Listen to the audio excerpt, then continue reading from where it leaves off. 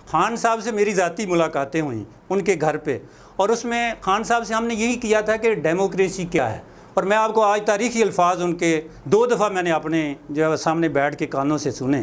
تو ہم نے جب انہوں نے کہا کہ آپ نے مشرف کے ریفرنڈم کو سپورٹ کیوں کیا، تو خان صاحب جو ہے عمران خان صاحب نے 2 دفعہ یہ بات کی کہ اگر میری زندگی میں کوئی فرشتے کی صورت میں بھی کوئی جنرل آ گیا، کوئی آمر آ گیا، تو میں اس کو سپورٹ نہیں کروں گا.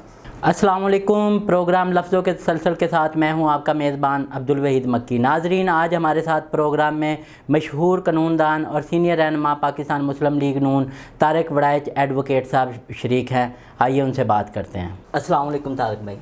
جی وعلیکم السلام. کیا حال ہے آپ کے؟ جی الحمدللہ. پروگرام میں آپ کو خوش آمدید کہتے ہیں.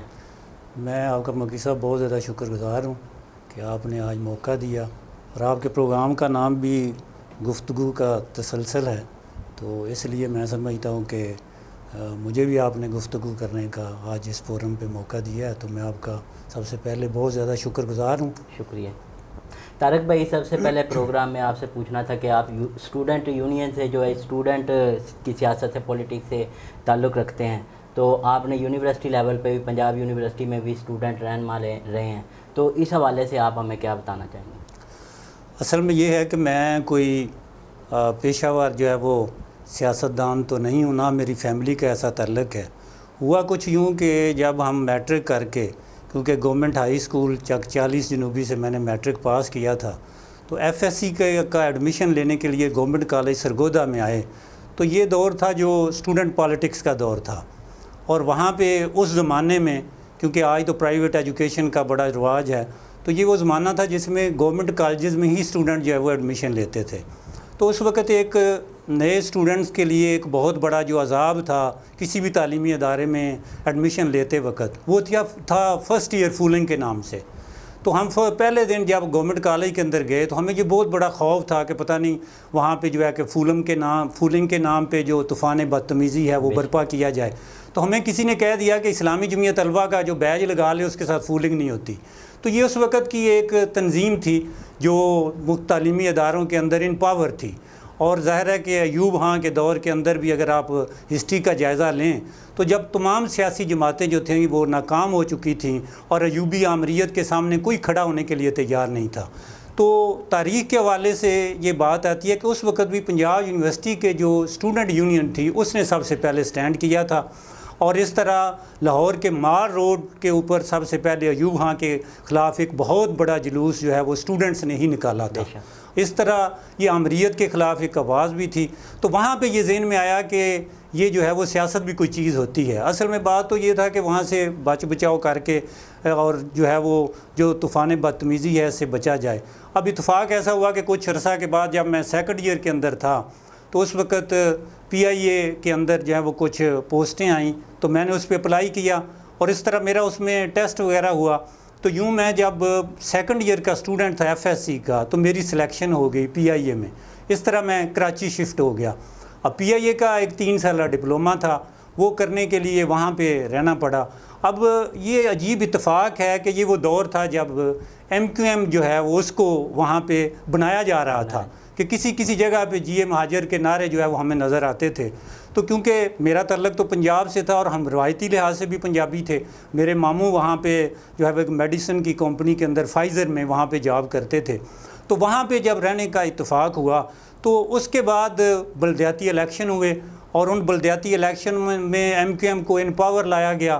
اور اس وقت کراچی کے اندر جسے روشنیوں کا شہر کہتے تھے اور منی پاکستان کے نام سے پکارا جاتا تھا، بڑا پرامن شہر تھا، ہم بھی وہاں پہ رہتے تھے. ایک دم سے جب ایم کیو ایم کو ان پاور لایا گیا، وہاں پہ کراچی میں ان کی بلدیہ قائم ہوئی، تو کراچی کے جو حالات ہوئے تو اس کے بعد وہاں پہ پنجابی پختون اتحاد کے نام سے ایک جماعت جو ہے وہاں پہ بنی. تو وہاں پہ پنجابیوں کے لیے اور پٹھانوں کے لیے رہنا جو ہے وہ ناگزیر ہو گیا. اور اسی کی پاداش میں میرے اپنے گاؤں کے ایک سب انسپیکٹر تھے، ان کو قتل کر دیا گیا. اور اسی طرح میں ایک دفعہ ہمارے لیفٹیننٹ کمانڈر تھے ہمارے ایک عزیز پاکستان جو ہے وہ بحریہ کے اندر، تو ان کے گھر کے سامنے گیا تو وہاں پہ ان کے گھر کا پوری طرح سے گھراؤ ہو چکا تھا، ان کی گاڑیاں جلائی جا رہی تھی. ایون ہمارے گھر پہ بھی، میرے ماموں کے گھر پہ بھی، کیونکہ وہ پنجابی مشہور تھے، وہاں پہ جو ہے وہ اٹیک ہوا. تو اس طرح حالات اس طرح کے بن گئے کہ میں 4 سال جو ہے وہ کراچی میں رہا. تو وہاں کی جو سیاسی صورتحال تھی، میں تو پڑھاکو سا تھا، پڑھنے لکھنے سے زیادہ میری دلچسپی تھی، لیکن میں نے یہ سوچا کہ پڑھنے لکھنے کا فائدہ کیا جس ملک کے اندر جو ہے وہ امن و امان نہیں ہے، اور جس کا جو ہے وہ مجموعی صورتحال اس طرح کی ہے کہ آپ اپنی مرضی کے ساتھ چل پھر بھی نہیں سکتے۔ اس لیے میں سمجھتا ہوں کہ میں نے PIA کو ریزائن کرنے کا فیصلہ کیا۔ بہت بڑا فیصلہ تھا، لیکن یہ ہے کہ وہاں پہ جو صورتحال تھی، سیاسی صورتحال، اور وہاں کے پہ جو خوف کے سائے تلے جو زندگی گزارنا تھی، وہ بڑا عجیب سا لگتا تھا اور بڑی مشکل زندگی تھی۔ اس طرح میں نے واپس آ کے پھر BSc میں امبالہ مسلم کالج اس میں ایڈمیشن لیا، تو میں نے فیصلہ کیا کہ مجھے اپنی تعلیم جو ہے وہ جاری رکھنی ہے۔ جب میں BSc کا طالب علم تھا تو اس وقت جو ہے وہ یہاں پہ ڈسٹرکٹ لیول پہ میں اسلامی جمعیت طلبہ کا پہلے جنرل سیکرٹری رہا، اس کے بعد پھر میں پریزیڈنٹ بھی رہا، اور یہاں سے میرا ایڈمیشن جو ہے وہ پنجاب یونیورسٹی کے اندر ہوا۔ پنجاب یونیورسٹی میں وہاں پہ اسٹوڈنٹ جو ہے وہ یونین تو کا وجود تو نہیں تھا، لیکن وہاں پہ اسٹوڈنٹ کونسل کام کرتی تھی۔ تھوڑے ہی وقت کے اندر وہاں پہ میں پہلے وہاں پہ institute of education and research ہے، اس کا میں جو اسٹوڈنٹ کونسل تھی اس کا پریزیڈنٹ بنا، اور اس کے بعد 2 سال تک جو ہے وہ پنجاب یونیورسٹی کی جو اس وقت کی اسٹوڈنٹ کونسل تھی اس کا میں ایز اے پریزیڈنٹ رہا ہوں۔ اور اس عرصہ میں ہم نے الحمدللہ بھرپور طریقے سے اسٹوڈنٹس کی جو ہے وہ نمائندگی کی تھی، اور اسٹوڈنٹس کے جو پرابلم تھی ان کو سالو کرنے کے لیے ہم دن رات جو ہے وہ کوشش کرتے رہے۔ اور اس طرح میں BSc کے بعد اگرچہ میرا ایڈمیشن MSc میتھمیٹک میں یہاں پہ ہوا تھا گورنمنٹ کالج سرگودا میں، لیکن میں نے فیصلہ کیا کہ کسی بڑی یونیورسٹی کے اندر جانا چاہیے۔ پنجاب یونیورسٹی سے پہلے میں نے ماسٹر ان ٹیکنالوجی ایجوکیشن کیا، اور اس کے بعد میں نے LLB جو ہے وہ پنجاب یونیورسٹی لا کالج سے جو ہے وہ اپنی مکمل کی۔ تو اس طرح جو ہے وہ سیاست میں آنے کا بھی ایک جو ہے وہ شوق پیدا ہو گیا۔ تو اصل میں بنیاد جو بنا وہ تو ظاہر ہے مجموعی حالات ہیں جو پاکستان کے تھے جنہوں نے مجبور کر دیا کہ جو بھی کوئی سینس رکھتا ہے اس کو صرف پڑھنے لکھنے سے نہیں بلکہ اگر اپنے ملک پاکستان سے بھی کوئی غرض ہے تو پھر اسے ایکٹیولی پارٹیسپیٹ کرنا چاہیے پالیٹکس کے اندر۔ اچھا طارق بھائی، آپ سے پوچھنا تھا کہ 90s میں جو ہے نا پولیٹیکل یونین اسکول کالجز اور یونیورسٹی لیول پہ بہت سرگرم ہوتی تھیں، لیکن اب یہ جو ہے بہت زیادہ فقدان ہے۔ نئے آنے والے جو ہے طلباء وہ ان تنظیمی سرگرمیوں میں بہت کم، اور ان کی عجیب و غریب قسم کی محافل چلتی ہیں یونیورسٹیز میں، اس کے بارے میں آپ کیا کہیں گے؟ اصل میں ایک جو ہے وہ بات کروں گا کہ وہ جو شاعر نے کہا تھا نا، نہایت غریب و سادہ و رنگیں ہے داستان حرم، نہایت اس کی حسین ابتدا ہے اسماعیل۔ اصل میں یہ ہے کہ پاکستان کی سیاسی تاریخ بڑی عجیب و غریب ہے۔ آپ کو یہ حیرانگی ہوگی کہ ایوب خان کے خلاف اگر اسٹوڈنٹ جو ہیں وہ ایکٹیو ہوئے تھے تو ضیاء الحق نے آ کے کیا کیا؟ سب سے پہلے اس نے سب سے پہلا کام یہ کیا کہ اسٹوڈنٹ یونین کو بین کر دیا، اور اس طرح بہت بڑی بڑی جو سیاسی جماعتیں تھیں وہ اس کے خلاف کھڑی نہیں ہوئیں۔ اور اس وقت حسن اتفاق یہ ہے کہ جماعت اسلامی جو اس وقت کی سیاسی جماعت ہے اس نے ضیاء الحق کا ساتھ دیا، لیکن اس وقت کی جو اسٹوڈنٹ جو نمائندے تھے اسلامی جمعیت طلبہ کے وہ اس کی مخالفت کرتے رہے۔ اس طرح کیونکہ ضیاء الحق کے سامنے یہ بات بالکل واضح تھی کہ ایوب خان کو کسی نے ہٹایا ہے تو وہ اسٹوڈنٹ ہیں، لہٰذا مجھے ان کو بین کرنا ہے۔ اس لیے جہاں اس نے باقی یونین جو ہیں وہ بین کی، اس کے ساتھ ساتھ اس نے اسٹوڈنٹ یونین پہ پابندی لگائی، اور خوف یہ تھا کہ یہ اسٹوڈنٹ کسی وقت بھی جو ہے وہ کھڑے ہو سکتے ہیں۔ اب یہ کہ اس کے بعد اسے شجر ممنوعہ قرار دیا گیا۔ اگر آج آپ بات کریں تو یہ تھڑا سیاست جو اس کا جو وجود آیا تھا، جسے بلدیاتی نظام کے ذریعے لیڈر پیدا کرنے کی کوشش کی گئی، کیونکہ لیڈر تو بنیادی طور پہ جو ہیں وہ پیدائشی ہوتے ہیں۔ آج آپ اپنی جماعت مسلم لیگ کے آپ دیکھ لیں خواجہ سعد رفیق ہو، احسن جو اقبال ہوں، تو یہ کون لوگ تھے؟ ایون یہ ہے کہ شیخ رشید اگر اپنا نقطہ نظر بیان کرتا ہے وہ بھی اسٹوڈنٹ لیڈر تھا۔ جو اسٹوڈنٹ جوید ہاشمی ہیں تو جو اسٹوڈنٹ لیڈر تھے ظاہر ہے کہ وہ اپنا نقطہ نظر پیش کرتے تھے، وہ دولت کے گرد گھومتے نہیں تھے، نہ وہ ڈیروں کے گرد گھومتے تھے۔ اب یہ میں سمجھتا ہوں کہ پاکستان کی سیاست کے ساتھ ایک بہت بڑی جو ہے وہ ایک سازش کی گئی کہ جو نرسری تھی سیاست کی اس کو ختم کرنے کے لیے، تاکہ ایکچول لیڈرشپ جو ہے وہ سامنے نہ آ سکے، جو عوام کی حقیقی نمائندگی کا حق ادا کر سکیں۔ تو ایک بہت بڑی پلاننگ کے تحت اسٹوڈنٹ یونین کو بدنام کیا گیا۔ ظاہر ہے جب الیکشن نہیں ہوئے تو اس کے بعد جہاں جہاں جو گروپ بیٹھے تھے انہوں نے وہاں پہ قبضہ مافیا کا رول جو ہے وہ ادا کیا، اور اس طرح پولیٹیکل پارٹیز نے بھی جو ہے وہ ان کو سپورٹ کیا۔ میں آج بھی یہ سمجھتا ہوں کہ اگر یہاں پہ کوئی آپ نے سیاسی جو ہے وہ کلچر ڈیولپ کرنا ہے تو اس کا ایک ہی حل ہے کہ اسٹوڈنٹ یونین کو بحال ہونا چاہیے۔ اور جو ایکچوئل لیڈرشپ ہے وہ سامنے آئے، پھر ہی ہمارے لوگوں کے مسائل حل ہو سکتے ہیں، ورنہ پھر تھوڑا سیاست جو ہے اس کو رواج پائے گی، اور پھر ہم تانا دیتے رہیں کہ یہ موروثیت ہے سیاست کے اندر، اور اس طرح زیادہ موروثیت جو ہے وہ پمپے گی۔ اچھا، پچھلے دنوں احتجاج بھی ہوئے اس بارے میں، جو ہے یونین کو فعال کرنے کے حوالے سے طلباء نے کافی زیادہ احتجاج کیا، بلکہ ملک گیر احتجاج ہوا، لیکن وہ بھی ایک الگ رنگ میں جو احتجاج ہوتا رہا، اس میں آپ نے تصویریں دیکھی ہوں گی سوشل میڈیا پہ بھی، تو اس کے بارے میں آپ کیا کہیں گے؟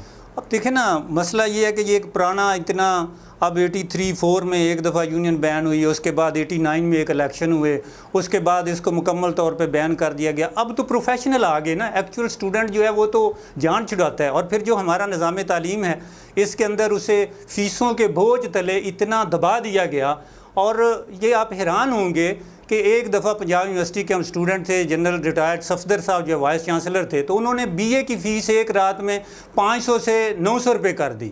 ہم نے ایک دن کے اندر اسے فیصلہ واپس لینے پہ مجبور کیا، اور پھر انتظامیہ کے ساتھ بڑی جو ہے وہ گفت و شنید ہوئی ہماری، تو ہم نے انہیں کہا کہ جناب آپ صرف جو ہے وہ 100 یا 200 روپے بڑھا لیں۔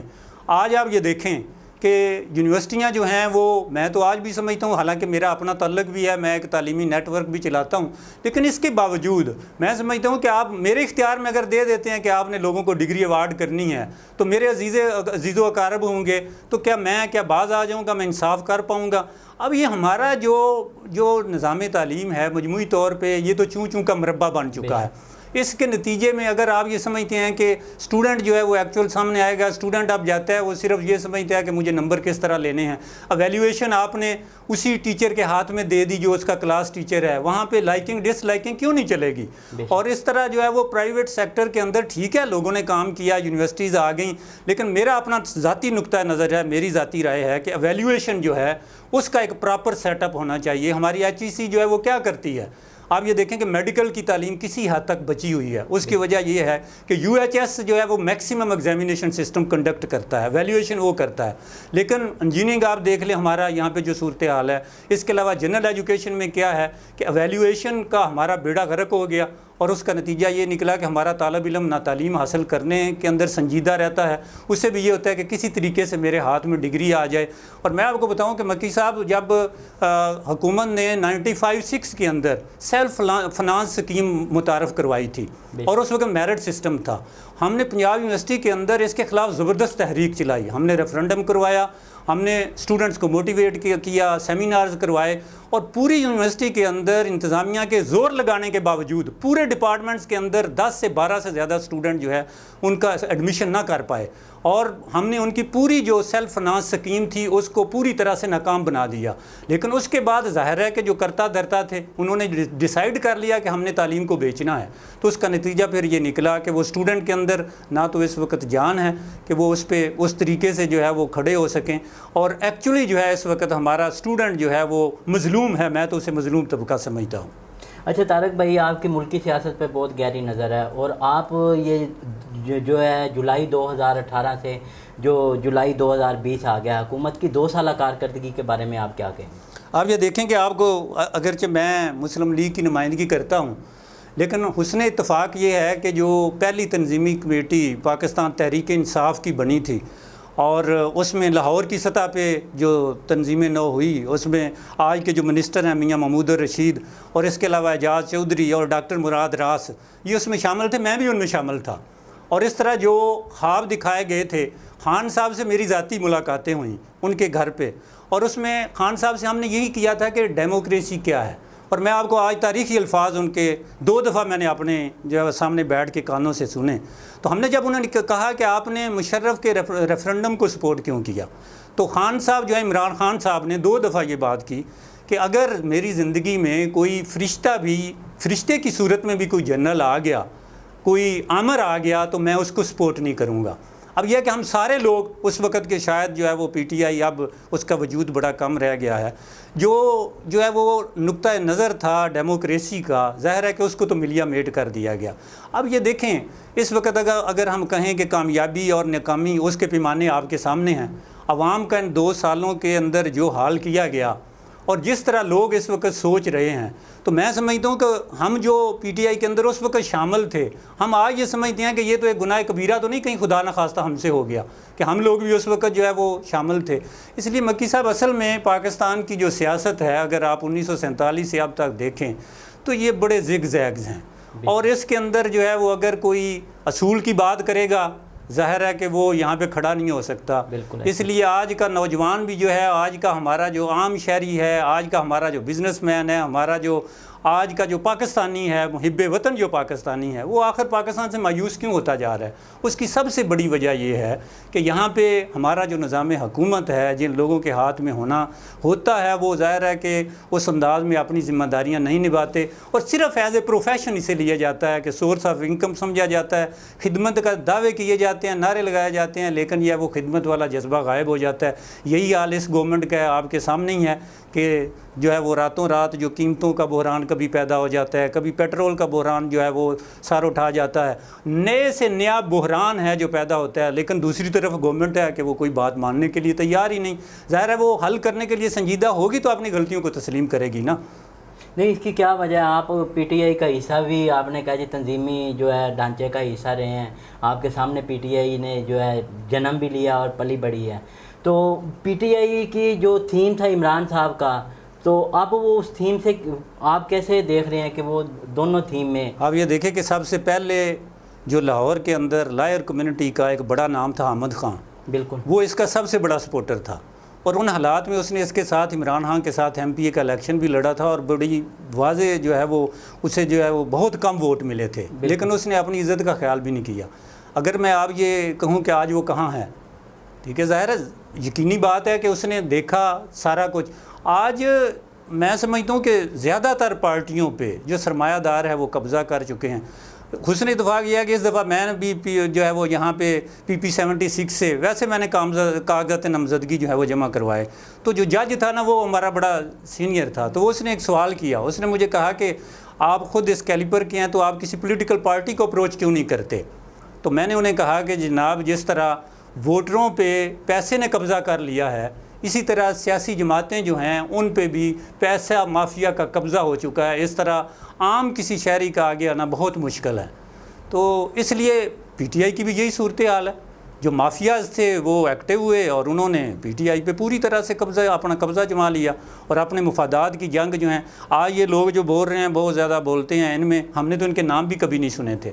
میاں اسلم اقبال کبھی مجھے آج تک یاد ہے کہ وہ لاہور سے ہے، تو ہم جب میٹنگ ہوتی تھی تو اس سے پہلے ان لوگوں کے تو نام و نشان نہیں تھے۔ آج کے جتنے عمران خان کے ساتھی ہیں جو بڑے اس کے ساتھ جو ہے دعوے دار ہیں، تو ان میں تو یہ لوگوں کو تو ہم نے کبھی نام بھی نہیں سنے تھے، وہ یہ تو کبھی کسی میٹنگ میں بھی نہیں آئے تھے۔ لیکن ظاہر ہے کہ جب آپ ترین اور سرمایہ دار لائیں گے تو یقینی بات ہے کہ وہ اپنے مفادات کی جنگ لڑیں گے۔ تو میں سمجھتا ہوں کہ یہ تو سارے اپنی ذاتی مفادات کی جنگ لڑ رہے ہیں، اس میں کوئی نہ کوئی پی ٹی آئی رہ گئی ہے جس کے لیے یہ کام کر رہے ہوں، نہ یہ پاکستان کی کوئی خدمت کر رہے ہیں۔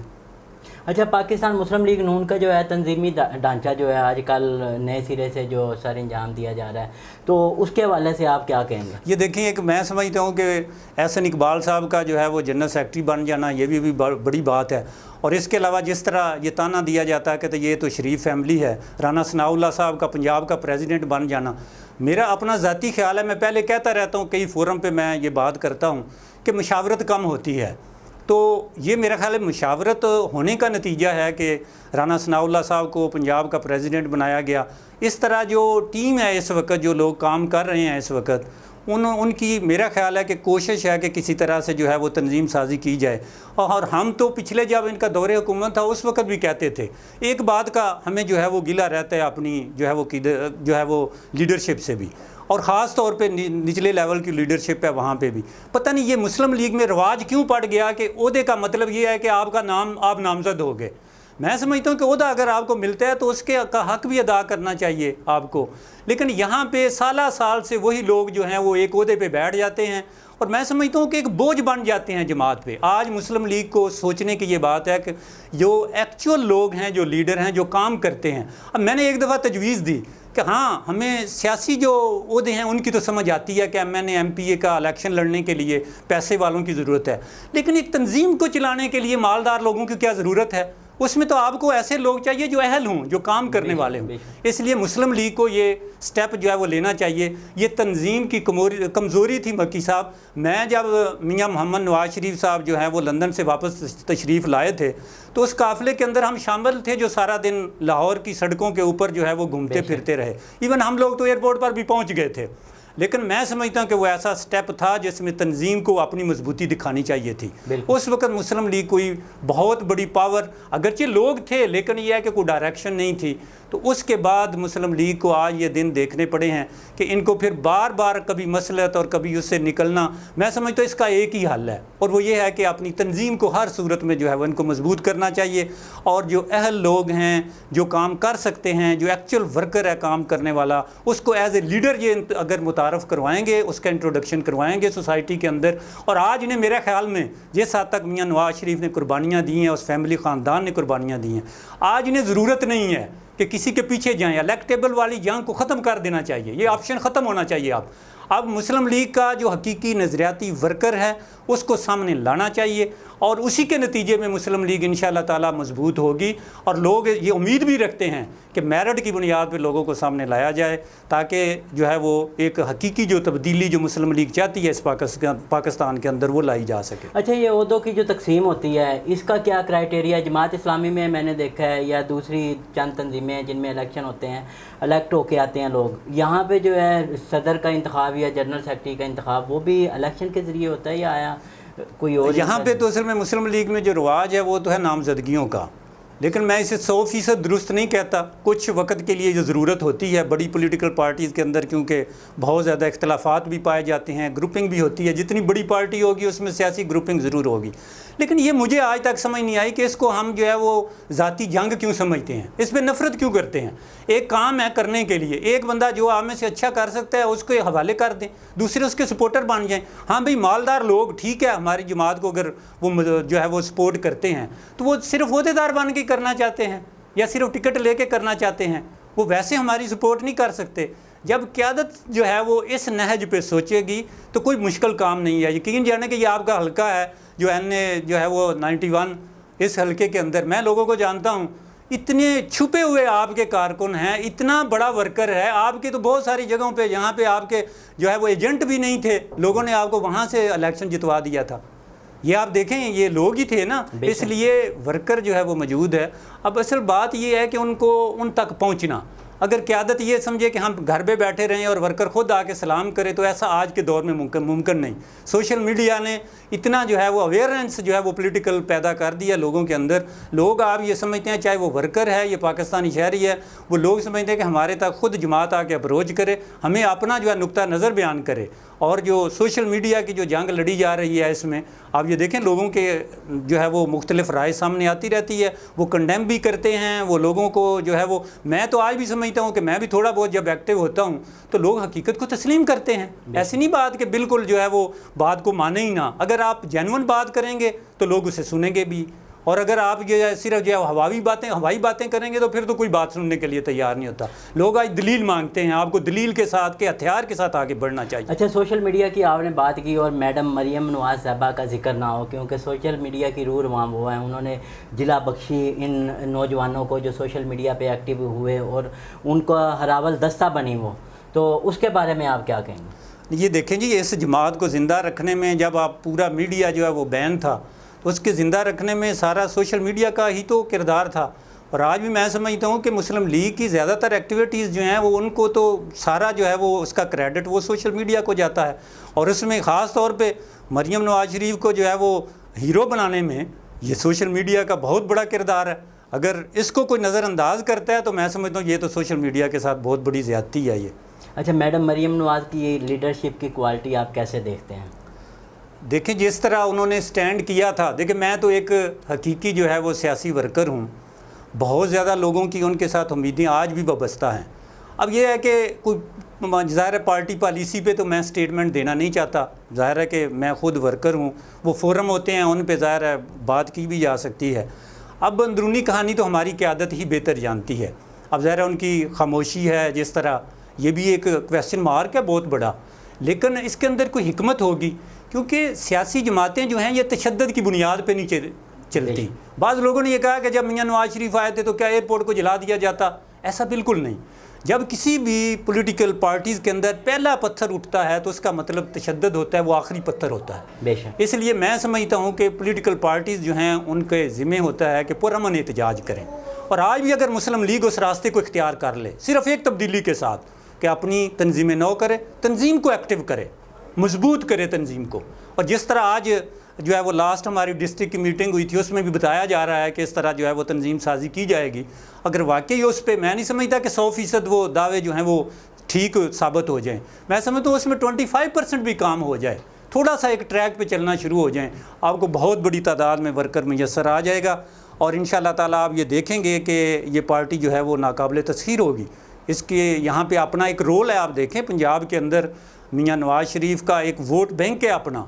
इसके अलावा मियाँ शहबाज शरीफ बहुत बड़े एक जो है वो एडमिनिस्ट्रेटर रहे हैं, उन्होंने इस पंजाब के अंदर बड़ा काम किया है और पाकिस्तान के अंदर जो तब्दीली लेके आए, आज ज़ाहिर है दुनिया उसकी मोतरफ़ है, ठीक है। इसलिए मैं समझता हूँ कि मियाँ नवाज शरीफ की जो कुर्बानियाँ हैं, उस ख़ानदान की कुर्बानियाँ हैं, मियाँ शहबाज शरीफ का जो काम है, तो उसके बदले में लोग आप ख़ुद सर्वे करवा के देखें। जो इस वक्त सर्वे आ रहे हैं उनकी रिपोर्ट जो है वो मोस्ट पॉपुलर पार्टी करार दे रहे हैं पाकिस्तान मुस्लिम लीग नून को।